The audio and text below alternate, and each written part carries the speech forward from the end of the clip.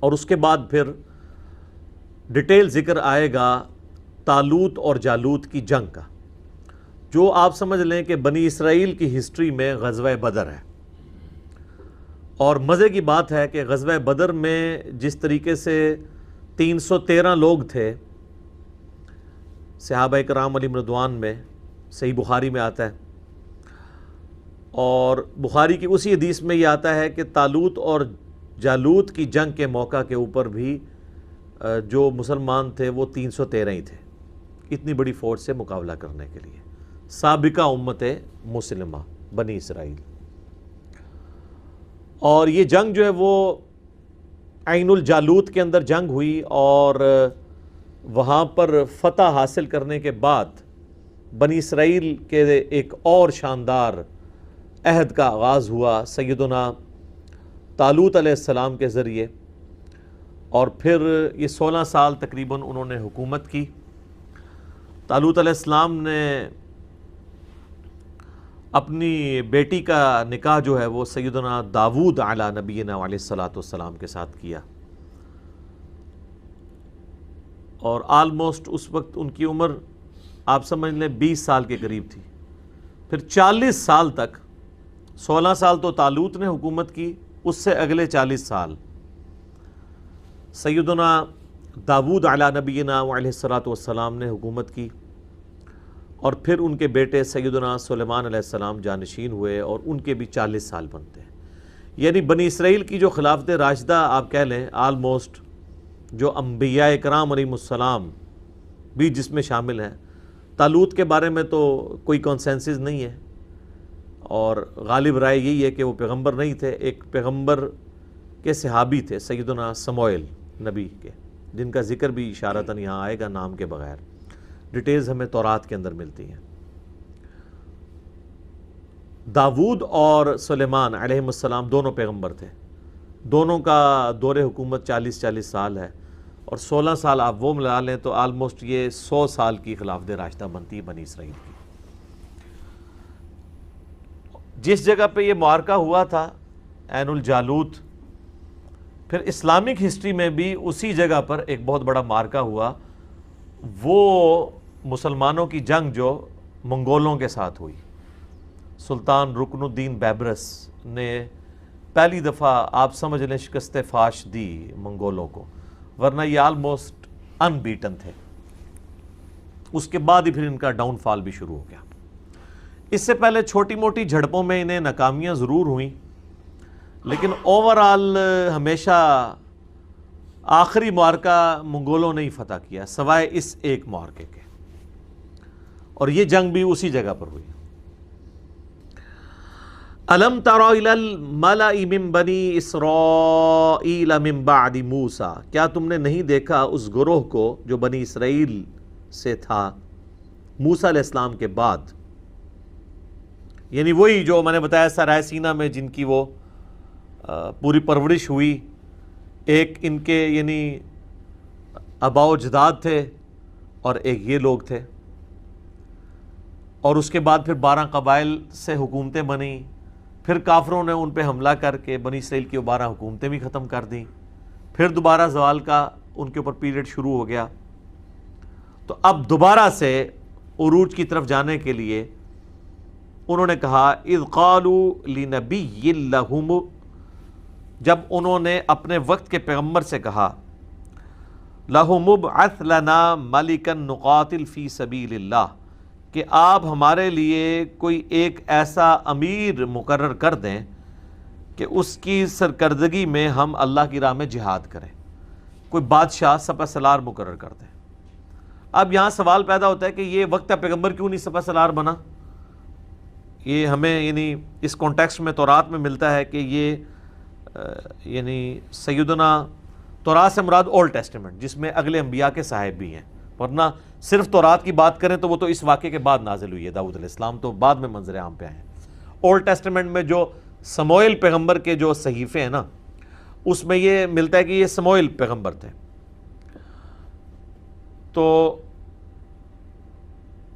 انہی کے نام کے اوپر وہ آپ کے ویسٹ انڈیز کا جو پلیئر ہے سیمیل، ہاں تو یہ کرسچنز کے ہاں یہ نام چلتا ہے بنی اسرائیل کی ہسٹری میں، ہم اسے سموئیل کہہ دیتے ہیں اردو کے اندر. تو وہ جو سموئیل پیغمبر تھے وہ کافی بوڑھے ہو چکے تھے، تو ان کو کہا گیا کہ آپ کوئی مقرر کریں. ہمارے نبی علیہ السلام کے کیس میں بھی آپ دیکھیں، آپ علیہ السلام تو چند ایک میدان جنگ میں سامنے آئے نا، ادروائز آپ علیہ السلام خود تلوار لے کے تو میدان جنگ میں نہیں آتے تھے. صحابہ کرام تو یہ رسک نہیں لیتے تھے کہ آپ صلی اللہ علیہ وآلہ وسلم کو فرنٹ پہ لے کے آئیں. وہ تو آخری وقت تک، ایون غزوہ بدر کے موقع پہ بھی آپ کا خیمہ تو پیچھے لگا ہوا تھا. وہ تو احد کے اندر بھگدڑ مچ گئی تو کافر نبی علیہ السلام تک پہنچے. وہ ایک ایکسیپشنل کیس تھا. اس طریقے سے غزوہ حنین کے موقع پہ چونکہ 12,000 کا لشکر ہی تتر بتر ہو گیا، تو نبی علیہ السلام تو چونکہ لیڈر تھے تو آپ نے فرنٹ سے لیڈ کیا اور خود آگے گئے. اور پھر قرآن میں آتا ہے بس ایک مٹھی پھر آپ نے کنکریوں کی پھینکی تھی. وَمَا رَمَيْتَ اِذْ رَمَيْتَ وَلَكِنَّ اللَّهَ رَمَى. تو وہ سارے کے سارے اندھے ہی ہو گئے سامنے. تو یہاں پر وہ پیغمبر بوڑھے ہو چکے تھے تو ان سے ریکویسٹ کی گئی کہ آپ ایک کوئی ینگ سا سپہ سالار ہمارے لیے مقرر کریں، ہم اس کی سرکردگی میں مل کے تو دوبارہ سے اپنی کھوئی ہوئی جو سرزمین ہے شام کی وہ حاصل کر لیں. تو اب وہ پیغمبر کیا کہہ رہے ہیں؟ ظاہر ہے ان کی مینٹیلٹی کو تو سمجھتے تھے نا. قال هل عصیتم ان کتب علیکم القتال اللہ تقاتلوا.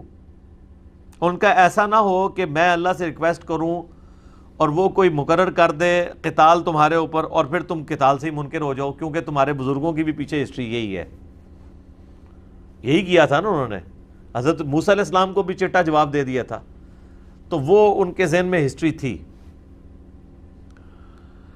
قالوا وما لنا الا نقاتل فی سبیل اللہ. وہ کہنے لگے کہ یہ کیسے ہو سکتا ہے بھلا کہ ہم جہاد سے منکر ہو جائیں. وقد اخرجنا من دیارنا وابنائنا. جبکہ ہمیں ہمارے گھروں سے نکال دیا گیا، ہماری اولادوں سے ہمیں محروم کر دیا گیا. ان پہ اتنے ظلم ہم پہ کافروں نے کیے ہیں، تو اب تو ہمارے پاس کوئی اور چارہ ہی نہیں ہے کہ ہم اپنی سرزمین دوبارہ سے حاصل کریں. لیکن سر یہ نعرے ہی ہوتے ہیں. صرف پریکٹیکلی جب برا وقت آتا ہے نا تو معاملات کو لے کے چلنا بڑا مشکل ہو جاتا ہے. یہاں پہ بھی آپ دیکھیں کتنے لوگ گلے پھاڑ پھاڑ کے نعرے لگاتے ہیں، لیکن پریکٹیکلی جب دین پہ چلنے کی باری آتی ہے تو ان کے لیے چلنا مشکل ہو جاتا ہے. اور وہی ہوا. فلما کتب علیہم القتال. جب ہم نے ان پر قتال فرض کر دیا، تولوا الا قلیلا منہم. تو سب کے سب منہ پھیر گئے بجز چند لوگوں کے. واللہ علیم بالظالمین. اور اللہ تعالی خوب جانتا ہے ظالموں کو. یعنی کون سے مخلص لوگ تھے اور کون سے لوگ مخلص نہیں تھے، اللہ تعالیٰ خوب جانتا ہے ان کو. لیکن سر اس کے اگینسٹ ہمارے محبوب صلی اللہ علیہ وآلہ وسلم کو جو اصحاب ملے ہیں نا جی، ان کی کوالٹیز ایکسٹرا آرڈنری تھی. اور انہوں نے کسی موقع پر نبی صلی اللہ علیہ وآلہ وسلم کو پیٹھ نہیں دکھائی. ایک وقتی طور پر بھگدڑ کا مچ جانا غزوہ احد پہ یا حنین کے موقع پہ، یہ چند ایک چھوٹے چھوٹے واقعات ہیں. اوورال ایسا نہیں تھا. نبی صلی اللہ علیہ وآلہ وسلم کی مبارک زندگی میں سب سے مشکل جو جہاد تھا نا، جسے اللہ تعالیٰ نے خود قرآن میں جیش العسرہ کہا ہے، تنگی والا جہاد، وہ غزوہ تبوک تھا. کیونکہ مقابلے پر بھی اس وقت کی سب سے بڑی سپر پاور تھی، رومن امپائر تھی، اور 1.5 لاکھ کی ان کی فوج مکمل اکوپمنٹس کے ساتھ. اور یہاں پہ اکثر لوگ پیدل ہیں، اور اتنا لمبا سفر 700 کلومیٹر کا تبوک کا مدینہ شریف سے، پھر بھی انہوں نے استقامت دکھائی. 30,000 کے قریب لوگ نبی علیہ السلام کے ساتھ نکلے. لیکن یہاں پر ایسا نہیں ہوا. آپ دیکھیں کہ غزوہ بدر جب نبی علیہ السلام کے کیس میں ہوا ہے تو وہاں پہ بھی آپ علیہ السلام نے جب مشورہ کیا ہے تو صحابہ کرام نے یہی کہا تھا کہ ہم موسیٰ کے اصحاب نہیں ہیں کہ ہم آپ کو پیٹھ دکھا دیں گے. ہم آپ کے آگے سے لڑیں گے، دائیں سے بائیں سے. یہاں تک کہ ہم قتل ہو جائیں، ہم اپنے دشمنوں کو آپ علیہ السلام کے قریب تک نہیں آنے دیں گے۔ یہی وجہ ہے کہ اللہ تعالیٰ نے قرآن حکیم میں اصحاب رسول صلی اللہ علیہ وآلہ وسلم کی توصیف بیان کی ہے۔ محمد الرسول اللہ والذین معہ اشداء علی الکفار رحماء بینہم، اور پھر آگے اللہ تعالیٰ نے فرمایا کہ ان کی یہ خصوصیات کا ذکر ہم نے تورات اور انجیل میں بھی کیا تھا کہ بڑے کمیٹڈ لوگ آپ علیہ السلام کو ملیں گے، کیونکہ آپ علیہ السلام کو اللہ تعالیٰ نے قتال کے ساتھ، تلوار کے ساتھ مبعوث کیا تھا۔ آپ سے کام بہت غیر معمولی لینا تھا، غلبہ دین کروانا تھا، اور رومن اور پرشین امپائر کو اکھڑوانا تھا۔ اس کے لیے چیز ضروری تھی کہ آپ کے ساتھ ایسے لوگ ہوں جو قتال سے بھاگے نہیں، جان لوٹانے سے ڈرے نہ، دلیری کے ساتھ وہ اپنی جانیں جو ہیں وہ اللہ کے حضور پیش کرنے کے لیے تیار ہو جائیں۔ تو اس لیے نبی علیہ السلام کے جو صحابہ کی توصیف اگلی کتابوں میں آئی ہے نا،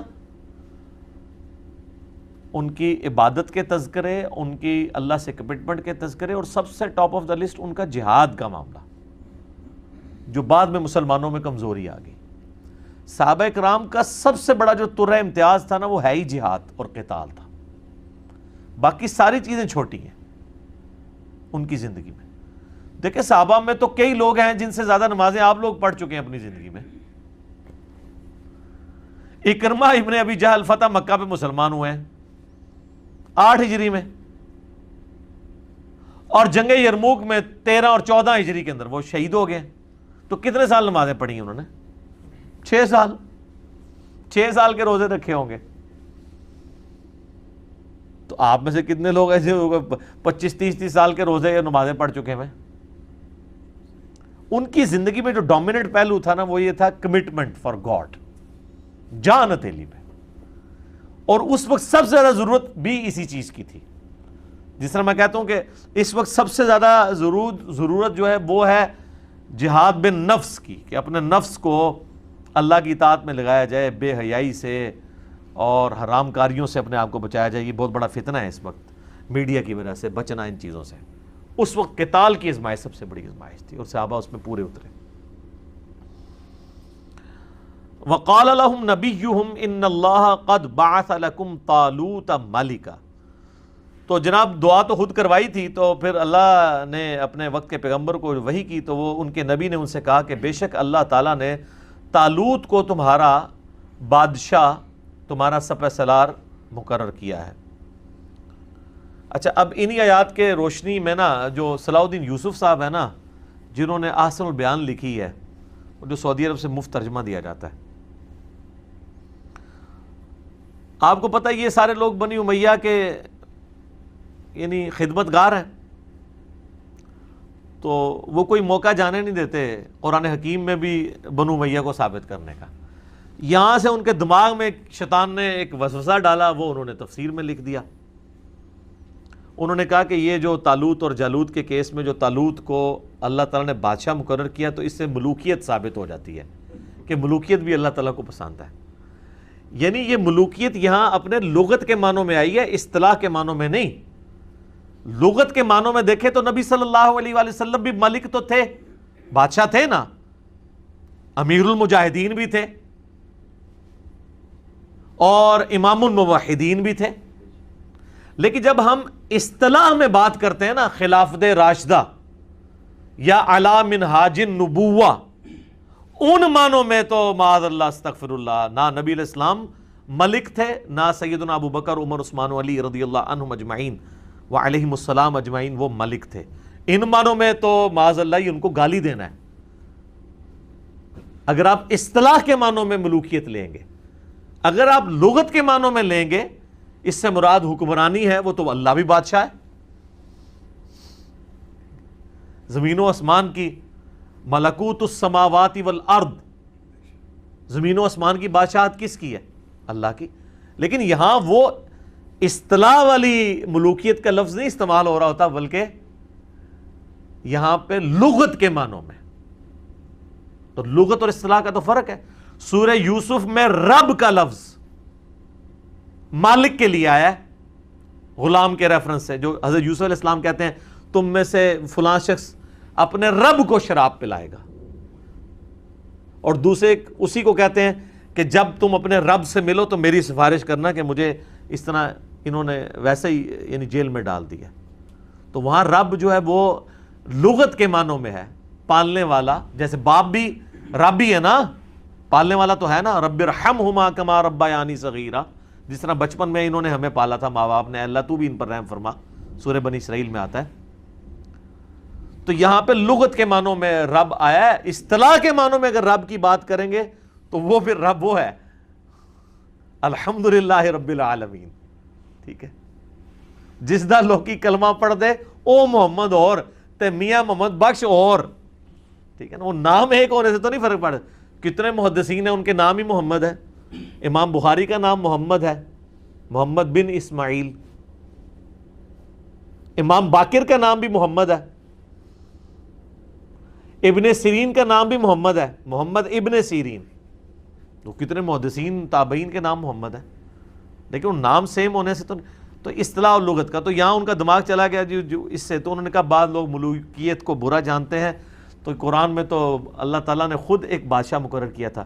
سر یہ جو طالوت کو بادشاہ مقرر کیا تھا یہ پیغمبر کی وحی کے ساتھ اللہ نے مقرر کیا تھا، جبکہ حضرت امیر معاویہ رضی اللہ تعالیٰ عنہ ہو یا اس کے بعد جو بنی امیہ کے خلیفہ ہیں ان کو اللہ نے نہیں مقرر کیا، بلکہ وہ کس طریقے سے اس امت میں مسلط ہوئے ہیں وہ میرا آپ کربلا والا ریسرچ پیپر احادیث کی روشنی میں پڑھیں، حکمرانوں کی لکھی ہوئی تاریخ کی روشنی میں نہیں. اردو میں بھی ہے، عربی میں بھی ہے، انگلش میں بھی ہے اور ہندی میں بھی ہے. تو یہاں پہ میں جب بھی آتا ہوں نا تو مجھے وہ صلاح الدین یوسف صاحب کی تفسیر یاد آ جاتی ہے، چونکہ میں اسے پروموٹ بھی کرتا ہوں کہ بیسٹ تفسیر میں سے آسن البیان. لیکن جہاں پہ خامی ہے وہ ہائی لائٹ کرنا ہماری جو ہے علمی ذمہ داری ہے کہ یار یہ کام وہ ڈالتے ہیں. تو وہ اگر ملوکیت کا لفظ لیں تو ان کو کہیں کہ آپ جس ملک کی بات کر رہے ہیں ان معنوں میں تو خیر سورہ آل عمران میں آیا ہے کہ وَتُعِزُّ مَن تَشَاءُ وَتُذِلُّ مَن تَشَاءُ، اللہ تعالیٰ جس کو چاہتا ہے عزت دیتا ہے، جسے چاہتا ہے ذلت. اس کا سٹارٹ ہی سے ہو رہا ہے کہ اے ملک کے مالک تو جسے ملک دے تیری مرضی، جس سے چھین لے تیری مرضی، کسی کو عزت دے تیری مرضی، کسی سے عزت چھین لے تیری مرضی، تیرے ہاتھ میں ساری بادشاہی ہے. وہ تو فرعون کو بھی اللہ تعالیٰ نے بادشاہی دی ہوئی تھی، لیکن فرعون اللہ کا ریپرزینٹیٹو نہیں تھا دنیا کے اوپر، یہ ذہن میں رکھیے گا. تو یہ والی ملوکیت اگر انبیاء کی کو ثابت کرتا ہے، انبیاء کے کانٹیکسٹ میں ان کا بادشاہ مقرر کرنا، تو یہ وحی کے ذریعے تھا، لہٰذا اس کا معاملہ اس کے ساتھ کمپیئر نہیں ہو سکتا. قالوا انا یکون لہ الملک، وہ کہنے لگے کہ کس طرح اس کے ہمارے اوپر وہ امیر مقرر ہو سکتا ہے، علینا ہم پر، ونحن احق بالملک، جبکہ ہم زیادہ جو ہے وہ امارت کے حقدار ہیں کہ ہم جو ہے وہ امیر بنے، منہ اس سے، ولم یؤت سعۃ من المال، اور اسے نہ تو مال میں کوئی وسعت دی گئی ہے، یعنی وہ کہنے لگے نہ تو اس کا حسب نسب اس اعتبار سے کوئی ہمارے والا کوئی اعلیٰ ہے اور نہ اس کے پاس مال ہے، تو وہ کیسے طالوت جو ہے وہ ہمارے اوپر امیر مقرر ہو سکتا ہے. قال ان اللہ اصطفاہ علیکم، تو وہ پیغمبر نے جواب دیا کہ بے شک اللہ تعالیٰ نے اسے تم پر چن لیا ہے، وزادہ بسطۃ فی العلم والجسم، اور اسے تم پر فوقیت دی ہے جسم کی کشادگی میں بھی اور علم کی بھی. علم کا ذکر پہلے آیا، علم بھی اس کا تم سے زیادہ ہے اور اس کے اندر طاقت بھی زیادہ ہے. ظاہر ہے وہ اب میدان جنگ کی باری آ رہی ہے تو پھر ایسا بندہ چنا جائے گا نا جو علم اور جسم رکھنے والا ہو. اچھا، انہی آیات کی روشنی میں شیعہ نے جو ہے وہ حضرت علی کی خلافت ثابت کی ہے. وہ کہتے ہیں کہ سیدنا علی جو تھے ان کا علم بھی باقی صحابہ سے زیادہ تھا اور طاقت بھی آپ دیکھ لیں جتنے بڑے بڑے معرکے ہیں وہ حضرت علی نے آپ کو جتائے ہیں. تو انہوں نے کہا کہ اس سے قرآن سے ایک اسلوب پتہ چلتا ہے کہ جو ہے وہ عمارت یا خلافت اس کو دینی چاہیے کہ جس کے پاس علم اور جسم یعنی طاقت کے اعتبار سے وہ باقیوں پر پرائورٹی رکھتا ہو. تو اگر یعنی ایک اصول اور مبادی کے طور پر دیکھا جائے تو بالکل ٹھیک ہے یہ بات ان کی، اور میرا تو موقف بھی ہے، میری تو ویڈیوز بھی ریکارڈڈ موجود ہیں کہ اگر نبی علیہ السلام کے بعد سیدنا علی کو خلیفہ چن لیا جاتا تو اس میں کوئی ایسی حرج والی بات بھی نہیں تھی. لیکن چونکہ نبی علیہ السلام کی تربیت ایسی تھی کہ آپ علیہ السلام نے جو جسے کہتے ہیں نا اقربا پروری، اس کو کبھی بھی اپنے قریب نہیں آنے دیا. اور بعض اوقات اس قسم کی چیزیں کسی اپنے قریبی کے حق میں وہ سمجھ لیں ڈیبٹ کے طور پہ بھی ثابت ہو جاتی ہیں، اور وہ حقدار بھی ہو تو اس حق سے پیچھے ہو جاتا ہے یا اسے کر دیا جاتا ہے. ٹھیک ہے، جو بخاری میں آتا ہے نا کہ حضرت عباس ابن عبد المطلب کہتے ہیں کہ آؤ رسول اللہ سے جا کے ہم مانگ لیتے ہیں خلافت میں کوئی حصہ. انہوں نے کہا رسول اللہ صلی اللہ علیہ وسلم نے اگر انکار کر دیا تو ان کی امت بنو ہاشم کو کبھی بھی خلیفہ نہیں بننے دے گی. تو حضرت علی کو یہ پتہ تھا کہ نبی علیہ السلام فی نفسہ خلیفۃ اللہ ہیں فی الارض، تو آپ اپنے رشتہ داروں کو کبھی بھی آگے نہیں آنے دیں گے اس اعتبار سے. خود ہاں امت چن لے وہ علیحدہ معاملہ ہے، خود جب بھی آپ کا معاملہ آئے گا نا تو آپ یہ نہیں کریں گے، کیونکہ نبی علیہ السلام کے وہ بچوں کی مانند تھے. تو لہٰذا اس سے آپ علمی دلیل تو ضرور پکڑ سکتے ہیں، لیکن اس سے اگر کوئی شخص کہے کہ اجماع صحابہ انکلوڈنگ خود سیدنا علی کا بھی ابو بکر عمر عثمان کی بیعت کر لینا وہ قرآن کے خلاف تھا، تو وہ پھر آپ کا دوسرا ایکسٹریم رویہ ہوگا. ہم تو درمیان میں اس معاملے میں کہ اس طرف بھی موقف اڈاپٹ کیا جا سکتا تھا اور کیوں نہیں کیا گیا اس کے پیچھے وہ والا معاملہ موجود تھا. تو دونوں معاملات اپنی جگہ درست ہیں. واللہ یؤتی ملکہ من یشاء، اور اللہ تعالیٰ جسے چاہتا ہے اپنا ملک عطا فرماتا ہے. واللہ واسع علیم، اور اللہ تعالیٰ وسعت والا اور علم والا ہے. وقال لهم نبیہم، اور ان کے نبی نے ان سے کہا ان آیت ملکہ ان یأتیکم التابوت فیہ سکینہ، کہ یہ جو طالوت کی بادشاہی ہے اس کی نشانی اللہ کی طرف سے یہ ہے. یعنی تمہیں اگر شک ہو کوئی معاذ اللہ میں نے تم سے کوئی غلط بیانی کی ہے تو اللہ تعالیٰ نشانی کے طور پہ کہ اللہ تعالیٰ کی تائید اس کو حاصل ہے، اللہ تعالیٰ تمہیں تابوت سکینہ واپس لوٹا دے گا. وہ تابوت جس میں تمہارے لیے سینوں کا سکون ہے، من ربکم، تمہاری رب کی طرف سے. وَبَقِيَّةٌ مِّمَّا تَرَكَ آلُ مُوسَى وَآلُ ہارون، اور اس میں موسیٰ علیہ السلام اور ہارون علیہ السلام کے چھوڑے ہوئے تبرکات بھی موجود ہیں. تحملہ الملائکہ، جسے فرشتے اٹھائے ہوئے لائیں گے. ان فی ذالک لآیہ، اس میں تمہارے لیے ہوگی نشانی، لکم، تمہارے لیے، ان کنتم مؤمنین، اگر واقعی ہی تم ایمان لانے والے ہو، بات ماننے والے ہو. تو اب اس سے لگ رہا ہے کہ فرشتے وہ لے کر آئے. باقی اسرائیلی روایتوں میں آپ جائیں مسلمانوں کے تفسیر میں، جو میں نے کہا کہ ظاہری الفاظ تو یہی ہیں کہ فرشتے لے کے آئے، لیکن اس کے لیے کوئی نہ کوئی سبب تو بنتا ہے. تو وہ کہتے ہیں کہ جو کفار تھے نا وہ اس تابوت سکینہ کو بنی اسرائیل سے اٹھا کر لے گئے، تو جہاں وہ لے گئے وہاں پہ وبائی امراض اور بیماریاں آئیں. تو ان لوگوں کے دلوں میں اللہ نے یہ بات ڈالی ان کے کاہنوں کے ذریعے جس طریقے سے بھی کہ یہ اس تابوت کو یہ تمہارے لیے نحوست کے طور پہ ایسے چھوڑ دو. تو انہوں نے ایک بہت بڑے جو گڈھا تھا، ایک سمجھ لیں بیل گاڑی، اس کے اوپر اس کو رکھا اور ہانک دیا کہ وہ جدھر بھی جائے ادھر نکلے. تو وہ فرشتے اسے ہانک کے بنی اسرائیل کے پاس واپس لے. حالانکہ یہ بڑی پرانی بات تھی کہ وہ لے گئے ہوئے تھے. تو ایگزیکٹ اسی موقع پہ جب طالوت کو اللہ تعالیٰ نے مقرر کیا تو یہ پیغمبر نے پہلے ہی بتا دیا کہ بھائی، تو وہ فرشتے ڈاکٹر سعد صاحب کا موقع ہے، فرشتے ہانک کے لائے ہیں. وہی کہتے ہیں جی وہ تعریف کر رہے ہیں قرآن میں، وہ فرشتوں کا انکار نہیں کر رہے. اہل حدیث کہتے ہیں نہیں، ظاہری الفاظ پہلے کہ فرشتے فزیکلی سامنے آئے. چلو اگر فزیکلی بھی آگے ہوں اینڈ رزلٹ سیم ہی ہے، اس کے اوپر بحث نہیں کرنی چاہیے. اس طرح کی تعویلات میں پہلے بھی بول چکا ہوں. بہرحال وہ لے کر آگے. اس میں کیا تھا؟ حضرت موسیٰ علیہ السلام کا عصا تھا، جو آج کل یہ پھر دوبارہ سے کہہ رہے ہیں ہم، یعنی بیت المقدس کی توسیع کے اعتبار سے وہ کہہ رہے ہیں اس میں نیچے تہ خانوں کے اندر تابوت سکینہ موجود ہے. تابوت سکینہ پہ میرا الگ سے ایک کلپ ریکارڈڈ ہے، آلموسٹ 5 لاکھ کے قریب یوٹیوب پہ لوگ دیکھ چکے ہیں. آپ تابوت سکینہ لکھیں یوٹیوب کے اوپر، وہ ویڈیو کھل جائے گی. آج میں اتنی ڈیٹیل میں نہیں جاؤں گا، بس موٹی موٹی بات کر رہا ہوں. تو اس میں عصا موسوی تھا. وہ آج اگر یہودی حاصل بھی کر لیں تو وہ کچھ کر تو نہیں سکتے، وہ حضرت موسیٰ کے ہاتھ میں ہی تھا معجزہ. حضرت موسیٰ علیہ السلام کی جبہ مبارک، آپ کی مبارک جوتیاں، اور ایک بوٹل کے اندر جو من ان کے اوپر، من و سلوا، سلوا تو وہ پرندے تھے نا جو وہ رات کے وقت شبنم کے قطرے نازل ہوتے تھے وہ جو ریگستان میں، اور وہ پھر میٹھی میٹھی بوندیاں یا وہ شکر کی گولیاں بن جاتی تھیں. وہ چند ایک تبرکات بزرگوں کے وہ چلتے آ رہے تھے، یعنی یہ وہ اصل والے تبرکات نبیوں والے، تو وہ اس کے اندر موجود تھے. اور بنی اسرائیل کا یہ عقیدہ تھا کہ جس جنگ میں ہمارے پاس اگر یہ ہوگا تو ہمیں فتح نصیب ہو جائے گی. لیکن دیکھ لیں وہ آ بھی گئے، پھر بھی لڑنے کے لیے تھوڑے لوگ ہی گئے ہیں. اب وہ جناب کنکلوڈنگ آیات آ رہی ہیں. فلما فصل طالوت بالجنود، جب طالوت علیہ السلام اپنی فوج کے ساتھ روانہ ہوئے تو انہوں نے اپنی اس فوج کو کہا قال ان اللہ مبتلیکم بنہر، ان قریب اللہ تعالیٰ تمہیں ایک پانی کی نہر کے ذریعے آزمائے گا، فمن شرب منہ فلیس منی، تو جس نے وہاں سے پیٹ بھر کے پانی پی لیا تو وہ مجھ سے نہیں ہوگا، ومن لم یطعمہ فانہ منی، اور جس نے پانی نہ پیا وہ مجھ سے ہوگا، الا من اغترف غرفۃ بیدی، ہاں اگر ایک پانی کا چلو سے جتنا پانی جو تھوڑا سا پی سکتے ہو، ایک دو چلو، اس کی اجازت ہے۔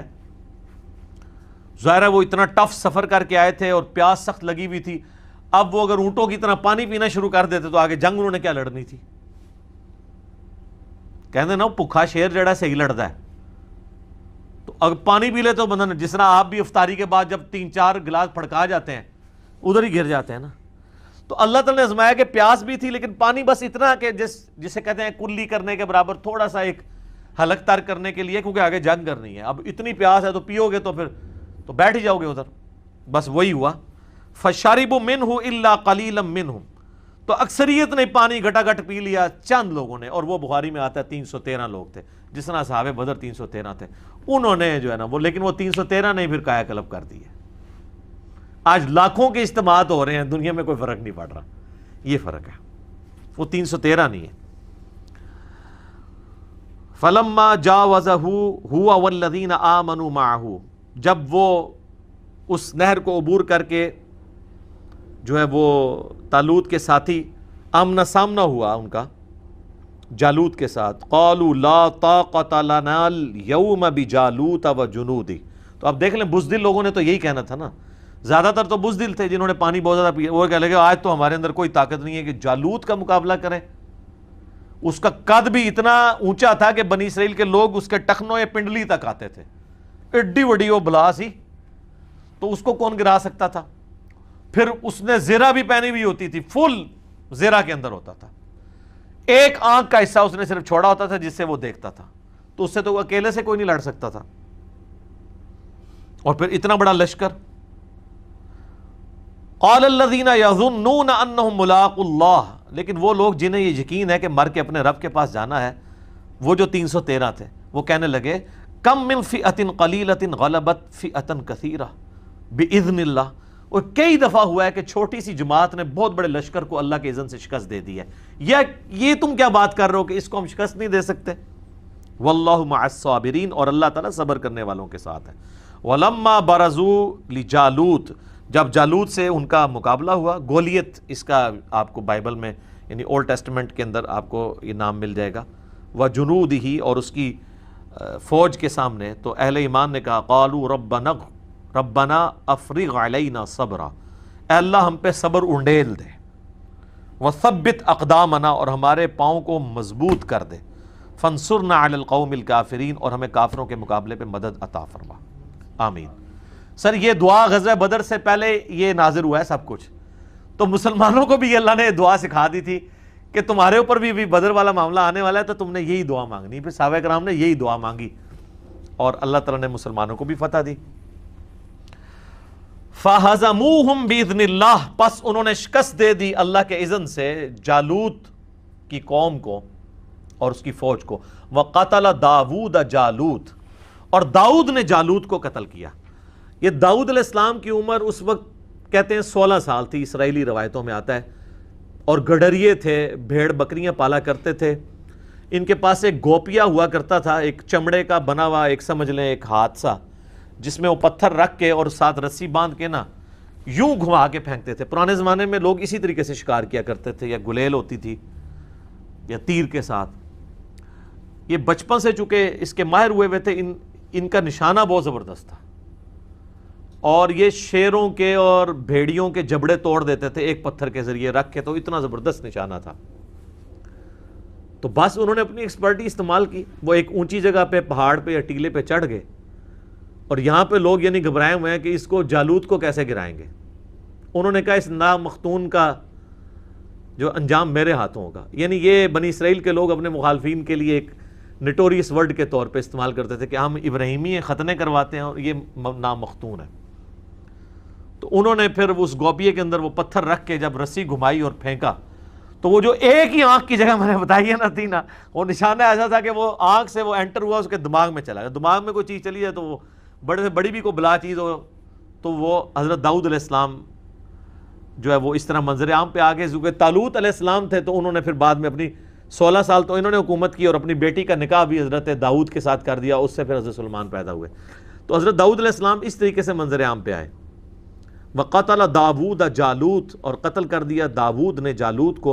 وَآتَاهُ اللَّهُ الْمُلْكَ وَالْحِكْمَةَ، تو اللہ تعالیٰ نے انہیں بادشاہی بھی عطا کی اور حکمت بھی، نبوت عطا کی. وَعَلَّمَهُ مِمَّا يَشَاءُ، اور اللہ تعالیٰ نے جو چاہا ان کو سکھا دیا. اب دیکھیں طالوت تو پیغمبر نہیں تھے لیکن ان کا داماد پیغمبر ہوا حضرت داؤد علیہ السلام.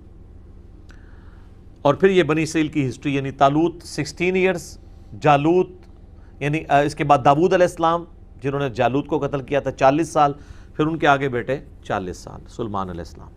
لیکن سلیمان علیہ السلام کے پھر 2 بیٹوں میں اختلاف ہو گیا، وہ پیغمبر تو نہیں تھے اور وہ پھر 2 ریاستیں جو ہے وہ قائم ہو گئی. اور پھر آہستہ آہستہ ان کے اندر وہی معاملات شروع ہوئے، پھر ان کی حکومت ختم ہو گئی. پھر اللہ تعالیٰ نے حضرت عزیر علیہ السلام کو ان میں مبعوث کیا. پھر ان کی دعا کی برکت سے دوبارہ سے پھر بنی اسرائیل کو عروج ملا، اور وہ عروج جو ہے وہ حضرت سلیمان علیہ السلام اور حضرت داؤد علیہ السلام کی جو سلطنت تھی اس کے مقابلے کا ایک عروج دوبارہ سے انہیں ملا. وَلَوْلَا دَفْعُ اللَّهِ النَّاسَ بَعْضَهُمْ بِبَعْضٍ، اور اگر اللہ تعالیٰ بعض لوگوں کو بعض کے ذریعے نہ ہٹاتا رہتا، لَفَسَدَتِ الْأَرْض، تو زمین پہ فساد برپا ہو جاتا. وَلَكِنَّ اللَّهَ ذُو فَضْلٍ عَلَى الْعَالَمِينَ، لیکن اللہ تعالیٰ اپنے فضل و کرم فرمانے والا ہے سارے جہان والوں پر. اچھا، اسی سے ملتی جلتی ایک آیت جو ہے وہ سورہ حج میں بھی 40 نمبر آیت ہے کہ اگر اللہ تعالیٰ قتال کے ذریعے بعض کو بعض میں مسلط نہ کرتا تو زمین پر کوئی بھی اللہ کی عبادت گاہیں جو اللہ کے ذکر کے لیے بنائی گئی ہیں، معبد ہوں، گرجے ہوں، کلیسا ہوں یا مسجدیں، یہ سلامت نہ رہتی. جو میں نے وہ کرتارپور والے اپنی ویڈیوز کے اندر بھی جس آیت کی کوٹیشن یعنی میں نے اس میں کوٹ کیا تھا، تو یہاں پہ بھی اللہ تعالیٰ فرما رہا ہے کہ اللہ تعالیٰ یعنی قتال کے ذریعے یہ سب کچھ کرتا ہے. اللہ تعالیٰ چاہے تو خود بھی کر سکتا ہے معجزانہ طور پہ، لیکن اس کی سنت یہ ہے کہ وہ لوگوں کے ذریعے سارے معاملات کو لے کے چل رہا ہوتا ہے. تِلْكَ آیات اللہ نتلوها علیک بالحق، یہ اللہ کی آیات ہیں جو اے نبی علیہ السلام ہم آپ پر حق کے ساتھ پڑھ رہے ہیں. وَإِنَّكَ لَمِنَ الْمُرْسَلِينَ، اور بے شک آپ اللہ کے رسولوں میں سے ہیں. علیہم السلام اجمعین. سبحان ربک رب العزت عما یصفون وسلام علی المرسلین والحمد للہ رب العالمین.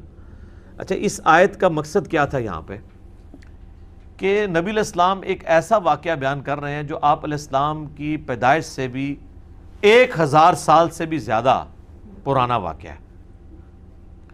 آپ علیہ السلام امی ہیں، لکھنا پڑھنا نہیں جانتے، اور بنی اسرائیل کی ہسٹری کے جو واقعات ہیں وہ کس طریقے سے پرفیکشن کے ساتھ بیان کر رہے ہیں، یہ اس بات کا ثبوت ہے کہ آپ علیہ السلام پہ اللہ کی طرف سے وحی نازل ہوتی ہے.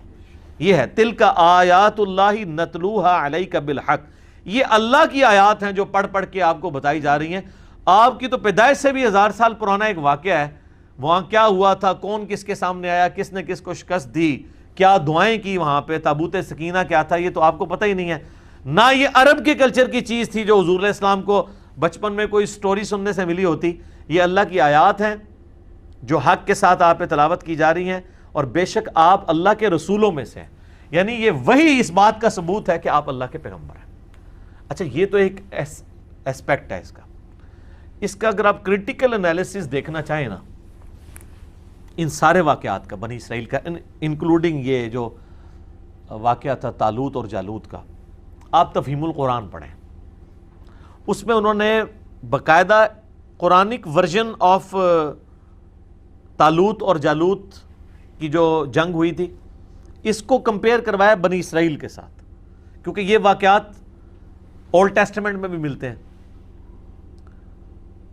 اور اس میں کچھ واقعات تھوڑے بہت مختلف بھی ہوتے ہیں، تو وہ پھر کمپیریزن کرواتے ہیں. اور پھر جو کافروں کے اعتراضات ہوتے ہیں قرآن کے اوپر کہ جی قرآن پاک جو ہے وہ ہسٹری غلط بیان کر رہا ہے کیونکہ اولڈ ٹیسٹمنٹ میں یہ یوں لکھی ہوئی ہے. بھئی ہم تو مانتے ہیں کہ وہ ٹیمپرڈ فارم میں ہے اور اس کی حفاظت بھی ویسے نہیں ہے. ایک تو صرف یہ دعویٰ کرنا ہے, ایک یہ ہے کہ کوئی شخص انٹلیکچولی یہ پروف کر دے کہ تورات میں, یعنی اولڈ ٹیسٹمنٹ, تورات سے مراد میں رہ رہا ہوں پورے وہ صحائف سمیت, جو واقعات بیان ہوئے ہیں وہ قرآن سے مختلف ہیں, اور لاجیکلی کوئی شخص یہ ثابت کرے کہ وہ تورات کے اندر جو واقعات ہیں ان واقعات کے اپنے اندر اتنی کنٹراڈکشن موجود ہے ایک واقعے کو بیان کرنے میں کہ جو پروف کرتی ہے کہ وہ تو ان کی آپس کے جو واقعات کا تسلسل جو ہے وہ ایک دوسرے سے ٹکراتا ہے, اور قرآن پاک میں ویسی غلطی موجود نہیں ہے. تو ایک ٹیکنیکل گفتگو ہے. یہ گفتگو کی ہے مولانا مودودی نے, اور سر یہ وہ اعزاز ہے جو مودودی صاحب کو حاصل ہے. آپ اسلامک ہسٹری میں ساری قرآن کی تفسیر اٹھا لیں, ابن جریر طبری سے لے کے ابن کثیر تک, بڑے بڑے بزرگوں کی. آج تو ان میں سے کئی ایک اردو ترجمے کے ساتھ اویلیبل ہے نا. تفسیر ابن کثیر کے اوپر بہت لوگ کہتے ہیں نا جی بہت اچھی تفسیر ہے, میں بھی کہتا ہوں روایات کے اعتبار سے, لیکن تفسیر ابن کثیر میں ایک بہت بڑی جو خامی ہے نا وہ یہ ہے, ہمیں وہ کچھ عرصہ پہلے اکیڈمی میں امریکہ سے فون بھی آیا ایک بندے کا, اس نے کہا کہ جی ہم جب قرآن پڑھتے ہیں تو بنی اسرائیل کے واقعات ملتے ہیں, تو اور قرآن پاک اس کا ایک خاص واقعہ بیان کرتا ہے کہ جی یہود کے علماء سے پوچھ لو, تو جب ہم وہاں پہ جاتے ہیں تو ہم ان کو کیسے بتائیں کہ بھی تمہاری کتابوں میں یہ لکھا ہوا ہے. تو میں نے کہا اس میں آپ کی اس بزرگوں کی ساری تفسیریں فیل ہیں. اس کے لیے ایک ہی دنیا میں تفسیر ہے, وہ تفہیم القرآن ہے, جس میں انہوں نے پوری وہ تورات, انجیل اور وہ اولڈ ٹیسٹمنٹ, نیو ٹیسٹمنٹ کو پڑھ کے انہوں نے وہ سارے واقعات ڈھونڈے ہیں مودودی صاحب نے, اور باقاعدہ وہ ترجمے کے ساتھ لگائے ہیں چیپٹر میں. پھر اس کو کمپیئر کیا ہے کہ یہاں پہ یہ غلطی کرتے ہیں تورات کے اندر یا اولڈ ٹیسٹمنٹ میں یا نیو ٹیسٹمنٹ میں یہ غلطی ہے, قرآن میں یہ غلطی نہیں ہے, اور اس کو ٹیکنیکلی پروف کرتے ہیں ہر واقعے کو, چاہے وہ یوسف علیہ السلام کا واقعہ ہو, اس طریقے سے موسیٰ علیہ السلام کی تو ہسٹری کے کئی واقعات ہیں, جہاں تک میچ کرتے ہیں وہ کہتے ہیں دیکھیں یہ قرآن اور یہاں پہ میچ کر رہا ہے. اور اگر یہ معاذ اللہ, جس طرح کافر کہتے ہیں کہ کاپی رائٹس کا مقدمہ کیا جاتا ہے, قرآن جو ہے وہ تورات سے چوری کر کے لکھا گیا, اس کا عربک ورژن ہے, تو پھر مولانا مودودی کہتے ہیں کہ قرآن وہ غلطیاں کیوں نہیں کرتا جو کنٹراڈکشنز اور غلطیاں تورات کے اندر پائی جاتی ہیں. یہ اس بات کا ثبوت ہے کہ یہ اللہ کی وہ کتاب ہے جو محفوظ ہے, یہ کسی مولوی کی لکھی ہوئی نہیں ہے, یہ نبی علیہ السلام اس کے رائٹر نہیں, بلکہ یہ اللہ کی طرف سے نازل ہوئی ہے آپ کے اوپر, اور آپ کے پاس جو کتاب ہے وہ اللہ تعالیٰ کی کتاب کا ٹیمپرڈ ورژن ہے, اس لیے اس میں ٹیکنیکلی کئی غلطیاں موجود ہیں, اور وہ غلطیوں کو ہائی لائٹ کرتے ہیں. اور وہ ایک عام تھوڑا پڑھا لکھا بندہ اس کو پڑھے گا نا تو اس کو واقعی پتہ چل جائے گا کہ یار یہ تو صرف اس طرح. اب یہ وہ خدمت تھی جو پرانے بزرگوں کو بھی کرنی چاہیے تھی, لیکن اللہ تعالیٰ جسے کام لے, جب یہ مسلمانوں پہ فتنے ٹوٹے ہیں تو اللہ نے پھر اس طرح کا جینیس بندہ پیدا کیا. اس لیے میں کہتا ہوں کہ یعنی وہ مجھے ایک دفعہ ایک اہل حدیث عالم نے یہاں پہ بھی ایک ہنگامہ کھڑا کیا کہ یہ کہتا ہے کہ جی وہ جو مولانا مودودی ہیں یہ یعنی حافظ ابن کثیر سے بھی افضل ہیں. ٹھیک ہے, تو میں نے اس پہ پھر ان کو نا وہ ترکی بترکی جواب دیا تھا. میں نے کہا یہ تو آپ بہت بڑی بات کر رہے ہیں, معاذ اللہ میں تو یہ بھی کہنے کے لیے تیار نہیں کہ حافظ ابن کثیر مولانا مودودی سے افضل ہے. یہ میں نے ان کو اینٹی وینم دیا. یہ کون دعویٰ کر سکتا ہے؟ یہ تو اللہ کو پتہ ہے, یہ کوئی صحابہ تابعین کی تو بات نہیں ہو رہی. تو میں نے کہا میں تو یہ بھی دعویٰ نہیں کرتا کہ حافظ ابن کثیر مولانا مودودی سے افضل ہے, تو میں یہ کیسے دعویٰ کروں گا کہ مودودی صاحب مولانا ان سے حافظ ابن کثیر سے افضل ہو سکتے ہیں. ہاں رہا تفسیر کا معاملہ, تو وہ میں کہوں گا کہ وہ تفسیر کئی پہلوؤں کے اعتبار سے جو تفہیم القرآن ہے وہ پرانی ساری تفسیر سے بہتر ہے. کئی ایک پہلو جن میں یہ بہت بڑا پہلو ہے جو مکمل طور پہ پوری قرآن کی تفسیر میں آپ کو مسنگ نظر آئے گا. پرانی ساری تفسیر میں کام تو یہ تھا نہ کرنے کا, یہ مشکل کام تھا دوسروں کی کتابوں کو پڑھ کے اور پھر اس کا کمپیریزن کرنا. سارے اس جیسے تو کوئی انجینئر ڈاکٹر چاہیے تھا نا, جینیس بندہ چاہیے تھا نا, اور وہ مودودی صاحب نے بہت بڑا کارنامہ کیا. اللہ تعالیٰ ان کو جزائے خیر دے.